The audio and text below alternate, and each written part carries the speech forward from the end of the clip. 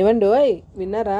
ఇవాళ నేను మీకు గోధుమ పిండితోని బిస్కెట్లు అయితే చూపిస్తున్నానండి. దీనికోసం నేను ఒక ప్లేట్లోని 3 కప్పులు గోధుమ పిండి తీసుకున్నాను. అలాగే 1 కప్పు సూజీ, జీలకర్ర, ఎండుమిర్చి తీసి గ్రైండర్ వేసుకొని ఈ గోధుమ పిండిలో కలుపుకున్నాను. అందులోనే సాల్ట్, నూనె వేసుకొని బాగా కలిపిన తర్వాత కొంచెం వాటర్ వేసి చపాతీ పిండిలా కలుపుకొని సైన్ అయితే ఒక ½ అన్ అవర్ అయితే ఉంచుకున్నానండి. ఈ బిస్కెట్లు మనం ఒకసారి చేసుకుంటే 15 డేస్ అయితే ఉంటాయి. మనం ట్రావెల్ చేసినప్పుడు ఇవి చేసుకొని పట్టుకొని వెళ్తే తినడానికి కూడా బాగుంటుంది. అలాగే ఈవినింగ్ స్నాక్స్ చాయ్తో పాటు కూడా తింటే టేస్టీగా అయితే ఉంటాయి. మీరు కూడా ఒకసారి ట్రై అయితే చేయండి. తర్వాత ఇలాగ చపాతీ లాగా చేసుకొని మీకు కావాల్సిన షేప్లో కట్ చేసుకొని ఫ్రై చేసుకుంటే బిస్కెట్లు అయితే రెడీ అయిపోతాయండి. ఈసారి మీరు కూడా ఇది ట్రై చేసి ఎలా ఉందో నాకైతే కామెంట్ చేసి చెప్పండి.